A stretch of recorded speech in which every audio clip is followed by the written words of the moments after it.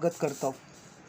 दोस्तों, 2020 में आप सभी लोगों को पता है कि 12th का सिलेबस पूरी तरीके से चेंज हो चुका है और इसमें आपको न्यू पेपर पैटर्न से न्यू लेसन यहाँ पे ऐड किए गए हैं।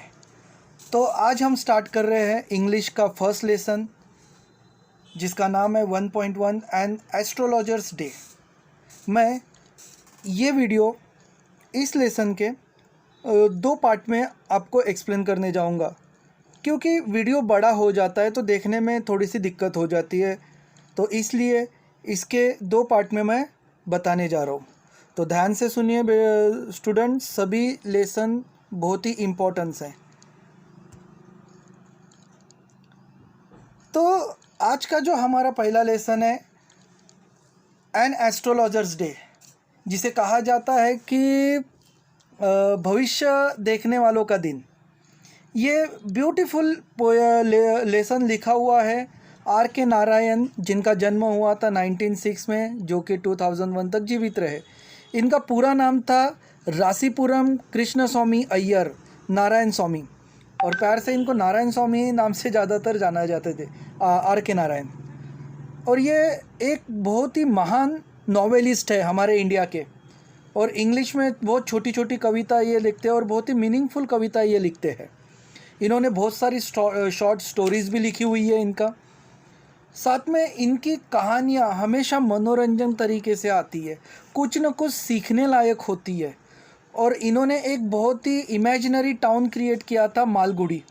इस पे डीडी नेशनल चैनल पे मालगुडी डेज करके एक सीरियल भी आया करता था, और बहुत ही एक कॉमन इंसान के जीवन के बारे में इन्होंने बहुत ही, उनको क्या क्या समस्याएं आती है और किस तरीके से उस समस्याओं से लड़ झगड़ के वो अपनी ज़िंदगी में कठिनाइयों भरी ज़िंदगी से वो खुशी ढूंढने का प्रयास करता है। और इनके इसमें पूरे कॉमन पर्सन के बारे में पूरी डिटेल्स इसमें देखने को अपने को मिलेंगे। नारायण स्वामी की कुछ वर्ल्ड फेमस कविताएं आप कह सकते हैं, जिसमें से एक नारायण वॉज, जिनको उन्होंने अमेरिका रीडर में 1952 में उनको मिशिगन स्टेट में यूनिवर्सिटी प्रेस में उनको अवार्ड दिया गया था। उनके एक बहुत ही फेमस कहानियाँ में से एक था, नॉवेल में से एक था स्वामी एंड फ्रेंड्स। उसके बाद bachelors of art, the dark room, astrologers day, other story जैसे कि mister Sampath, the financial expert, waiting for the Mahatma, the guide and the many others books Narayan Swami ji की फेमस है। आर के नारायण की कहानियों में से बहुत फेमस है। इस नॉवेल में, इस लेसन में हम एक एस्ट्रोलॉजर के बारे में दिखेंगे।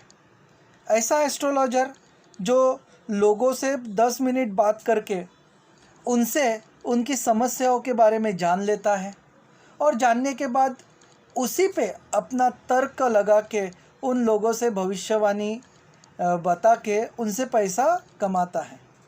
और वो किस तरीके से इस पेशे में आया, जो कि उसकी इच्छा नहीं थी, लेकिन फिर भी अपना घर दार सब छोड़ के उसको इस पेशे में आना पड़ा, उसके बारे में क्या कहानी है, ये सारी चीज़ें हम इसमें देखेंगे। और किस तरीके से लोगों को मूर्ख बना के और बड़े ही मज़ेदार तरीके से वो लोगों को भविष्य बता के अपना गुजारा करता है। तो चलो देखते हैं इस लेसन के बारे में। The punctually at a mid day he opened his bag and spread out his the professional equipment, which consisted of a dozen crowries, shells, a square piece of cloth with the obscure mystic charts on it, a notebook, and the bundle of palmera writing. लगभग दोपहर का समय हो गया था। Astrologer ने अपनी पोटली निकाली। उस पोटली में भविष्य दिखाने वाले जो जो साहित्य थे वो उसने निकाले। उसने जो कौड़ीज़ रहती है, शेल, वो निकाले। अपनी किताब निकाली, पंचांग निकाला, एक कपड़ा निकाला जिसमें तरह तरह के से ड्राइंग्स निकाले हुए थे, यानी मिस्टीरियस ड्राइंग्स उसमें थे, जैसे भविष्यवाणी का यंत्र कह सकते, तरह तरह के इमेजिनरी चित्र उसमें थे, जिससे कि वो प्रतीत होता कि ये भविष्य बताने वाला व्यक्ति है करके। साथ में अपने मस्तक में भगवान शंकर की तरह उसने भस्म लगाए हुए था, सिंदूर लगाए हुए था, उसमें तिलक लगाया हुआ था, ताकि वो एक प्रोफेशनली पूरी तरीके से एक भविष्य बताने वाला लगे। His forehead was the resplendent with the sacred ash and the vermilions, मतलब सिंदूर लगाए हुए, and his eyes the sparkle with the sharp abnormal gleam with was the rally and the outcome continuals searching the look the customer but with his simple client and took and searching the look the customer but which is the simple client took to be the prophetic light and the felt the comfort. वो उसकी आंखें में अलग ही तेज था, अलग ही confidence उसकी आंखों से दिखाई देता था। वो झूठ भी इतना कॉन्फिडेंस से बोलता था कि आगे वाला उस पर भरोसा कर लेता था। उसने पूरे साहित्य जमाने के बाद वो उस बाज़ार जो मार्केट भरा था जिस रोड पे, उस मार्केट में वो अपने कस्टमर को देख रहा था कि कैसे वो कस्टमर आए और कैसे उसको भविष्य बना के वो उनसे पैसे ले सके। आगे the power of his eyes was the considerably enhanced bye there position place as where the between the painted and forehead had the dark whiskers which streamed down his cheeks, even the half wits eyes and the sparkle such sitting, और बिल्कुल एक टक वो अपने customer के तरफ देख रहा था कि कौन किससे वो नज़र मिला है और किसको वो अपने आँखों के जादू से उसको अपने तरफ खींच के लेके आए। To crown of the effect of the saffron colour turban around his head, उसने भगवा केसरी कलर का उसने अपने सर के ऊपर बांध के रखा था। उसने पूरा अपना जो कपड़े जो थे वो भगवा कलर के उसने पहन के रखे थे। His colour scheme never failed, और जिसके वजह से इतना डार्क कलर उसने पहना हुआ था कि कोई भी उसको नज़रअंदाज किए वहाँ से गुजर नहीं सकता था। फट से उसके तरफ आकर्षित हो सके ऐसे उसने कपड़े वहाँ पे पहन रखे थे, और पूरी तरीके से एक साधु वाला भविष्य बताने वाला व्यक्ति एक प्रतीत हो सके प्रोफेशनली, वो दिखाई दे रहा था उसमें। People were the attracted to him as the bees attracted the cosmos and the dahlia stock.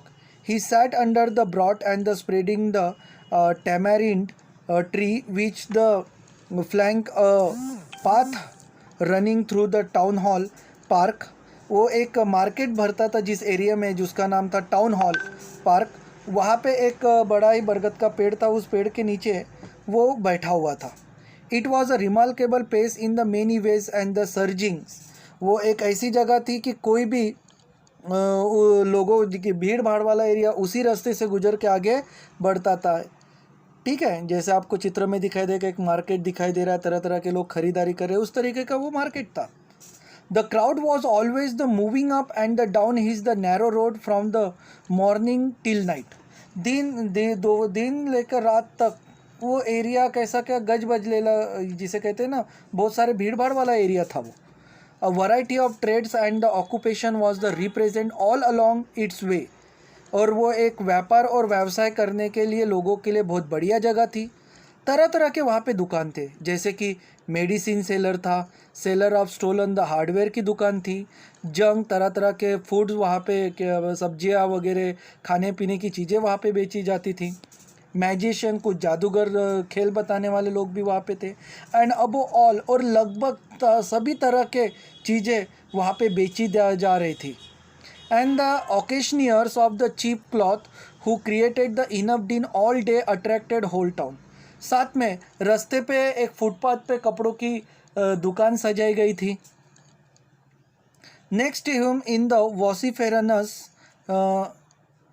वैसीफेरोसनेस came a vendor of fried the groundnuts। Vociferousness means being the loud and noisy, और साथ में वहाँ पे क्या होता है वो शेंगदाने बेचने वाला भी व्यक्ति वहाँ पे था, जो शेंगदाने लो ऐसे आवाज़ करके लोगों को अपने तरफ अट्रैक्ट कर रहा था।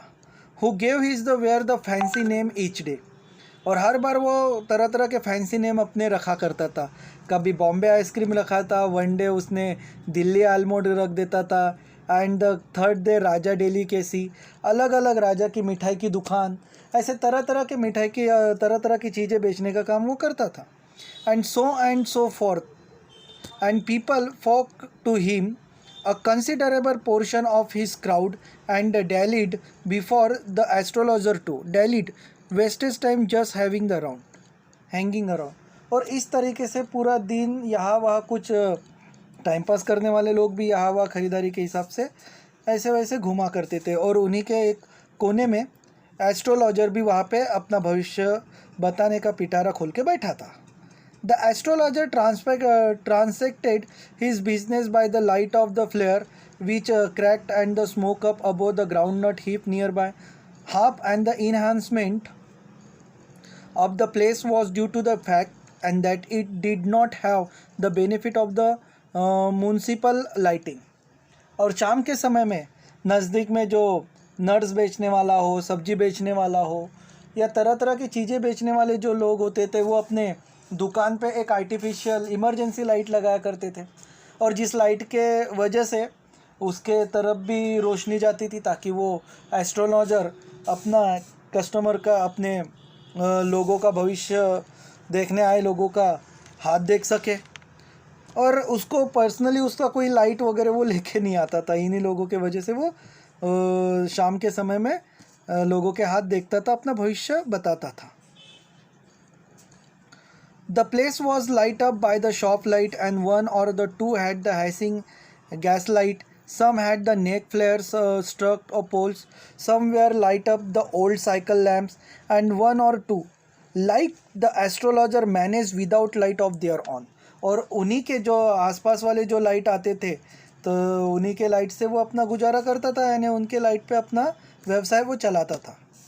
It was a bewildering. Bewildering means confusing and baffling, जिसका मीनिंग होता है criss cross of light and rays of moving the shadow. और उसका निश्चित था कि जब इन लोगों की लाइट ख़त्म हो जाए या जब ये दुकान अपने बंद कर दे तो वो भी अपने दुकान बंद कर देता था. ठीक है. तो आगे देखते हैं. This suited the astrologer very well for the simple reason that he had not when he began the life. और इस तरीके से एस्ट्रोलॉजर लेकिन लोगों से कुछ सवाल पूछ के अपने जीवन का एक्सपीरियंस लेके वो लोगों के सवालों के जवाब देता था. कुछ भी, जैसे कि हर कोई इंसान में मुसीबत आती है तो वो कहता है कि आप लोगों को मुसीबत आती थी.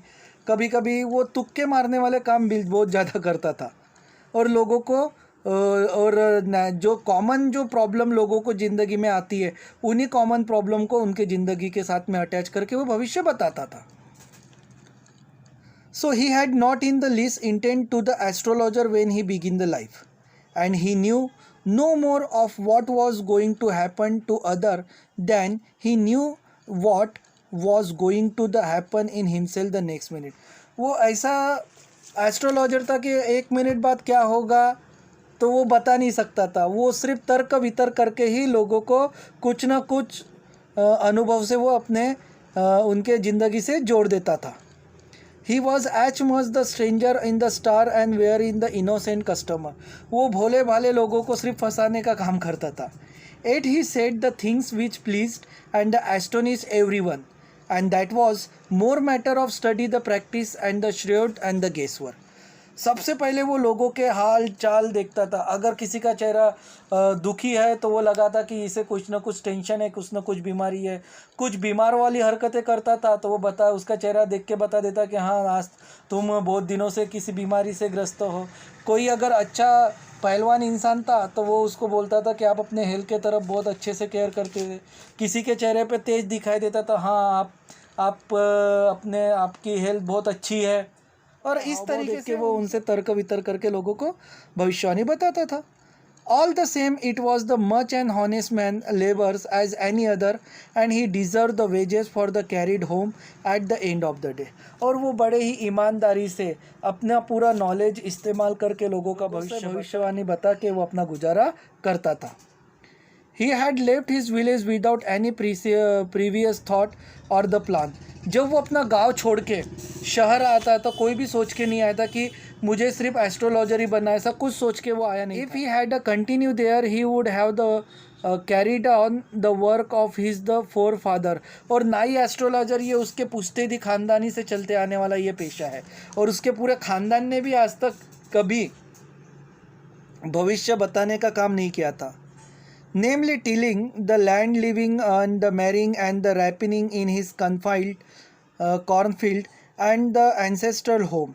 उसके घर वाले जो थे, उसका परिवार किसान का, और वो अगर शहर अगर नहीं आता तो वो आज ही अपने पुश्तैदी खेती करते रहता था, अच्छे सुकून से रहता था और गांव में ही रहता था. शहर आने की उसकी ज़रूरत नहीं थी.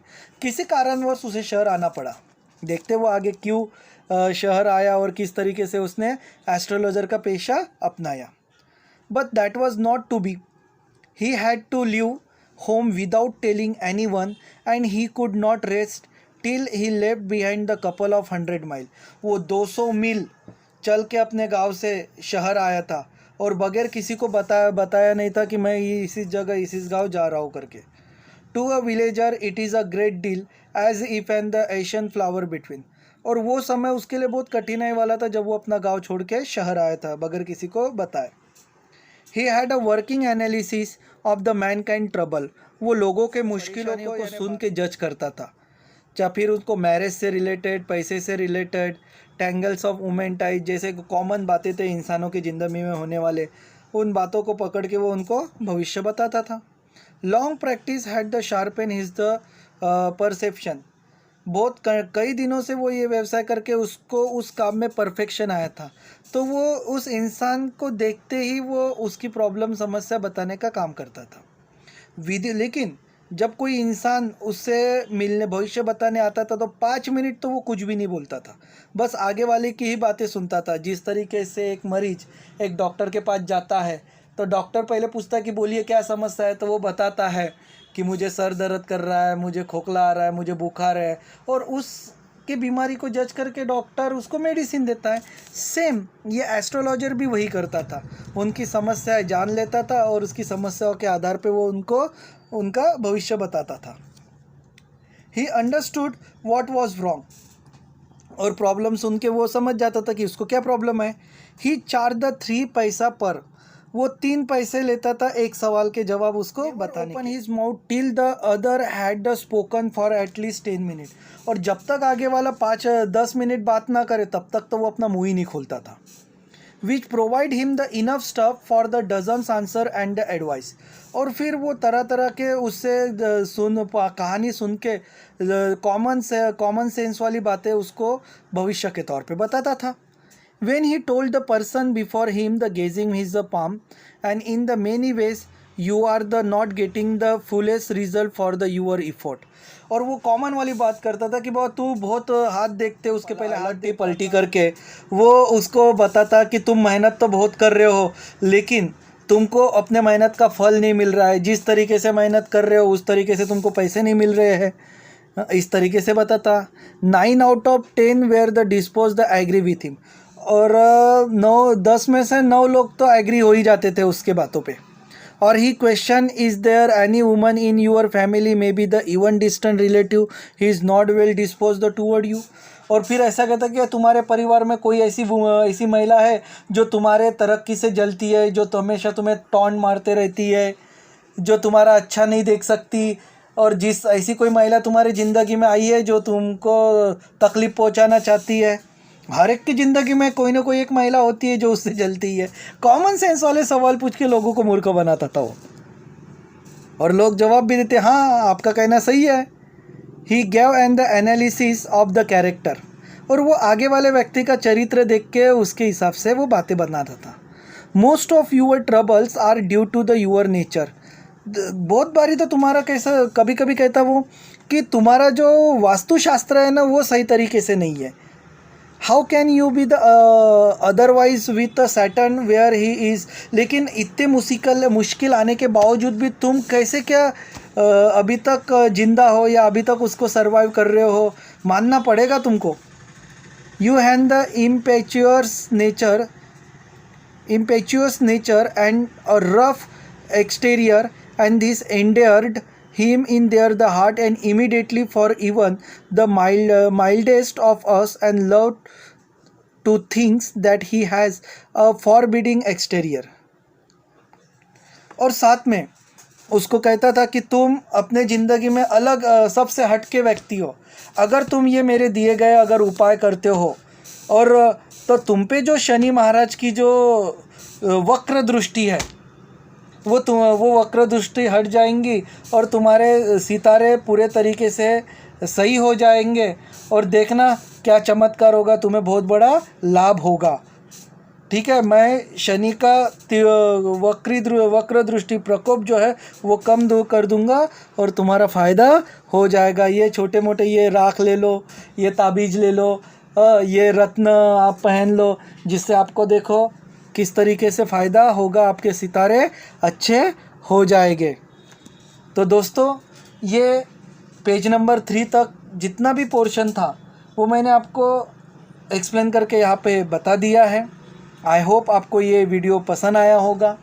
जल्द ही आगे का इसका सेकेंड पार्ट, आगे की जो इसकी कहानी है, आगे का जो लेसन है, मैं जल्द ही वीडियो अपलोड करके आपको एक्सप्लेन करके बता दूंगा। अगर आपको ये वीडियो पसंद आया होगा तो प्लीज़ इस चैनल को सब्सक्राइब कीजिए, लाइक के बटन पे क्लिक करके अपने दोस्तों में ज़्यादा से ज़्यादा इसको शेयर कीजिए।